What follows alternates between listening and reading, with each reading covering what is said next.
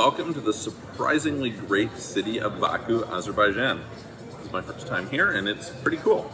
So we're going to talk today about what is withholding tax. And this is something that I've run into a few times with clients where they miss a distinction. So for example, they'll say, hey, look, in this country, I don't have to pay tax on income from such and such. So let's use Canada as a simple example, but this is true of Netherlands and certain structures in Luxembourg and a bunch of other places, okay?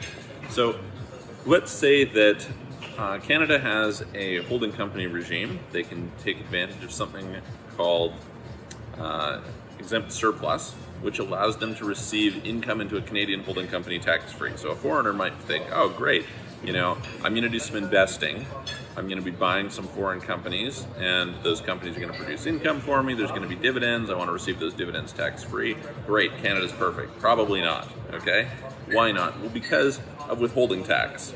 So the way that this works is you have really three layers of tax is what I would call it, okay? So the first is the actual income tax, which we talk lots about, right? Your company earns money, it pays tax. Now, the next thing that happens is that company pays out a dividend. Okay, now, it doesn't necessarily have to be a dividend. Withholding tax can come in a bunch of forms, so it could be royalty. There's withholding tax on royalties, dividends, interest, sometimes rent, capital gains, director's fees. There's a few things that it could come in the form of, okay? So you've got this paid tax. Now it's gonna pay a dividend from here over to here. Now, obviously over here, you're possibly also gonna have tax. But there's a tax in the middle, which is called withholding tax. Not always, but often. And so the way this works is, let's think that I'm Canada, okay? Now, normally if I was paying out money to my local citizen, then that citizen would of course pay a certain amount of tax. But because I'm paying to somebody who's not my citizen, not a resident of Canada, then I'd be in a situation where, how am I gonna tax them? So what I do is I have a withholding tax. I tax before. So withholding tax applies only when these rents, royalties, dividends, interest are paid outside of the country, okay? So when I'm making a payment outside of the country, there might be withholding tax. Not always, very often not, but often. And this could come in, you know, in China, they might be very strict about it. In Brazil, they're very strict about it. Some places they're medium strict, some places they have no withholding tax. So you gotta look into it country by country, which is why when people come to me and they say, oh, you know, so-and-so has this tax structure, it's like, that's great, that person's not you. Their circumstances are different than you, and so you can't copy their structure. You have to look case by case, or you might be breaking some rules, you might be putting yourself in a situation where what you're doing is illegal, you might have to pay a lot of fines, you might get caught, it's not good. So case by case, it's worth it. If you spend a few $1,000s up front, no big deal, right? Like in the long run, it's gonna save you way more headache, way more time, energy, etc. So, okay, what are you gonna do? The company makes money, it pays tax. Now it pays out a dividend. We're saying a dividend, but you know, it could be for interest, it could be for royalties, right? To some other, it could be an individual or a company, all right?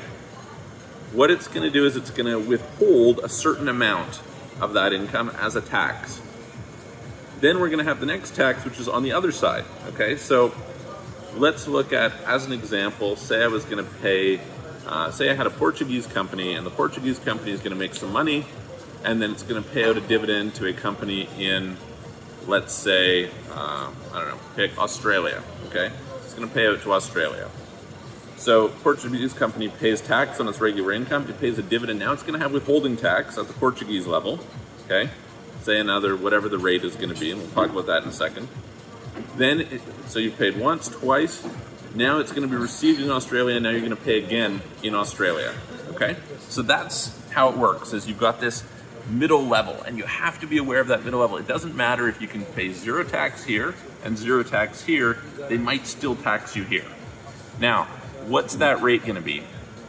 Usually it's designed to be similar to the actual income tax rate in that country. However, then it's usually reduced if there's a tax treaty.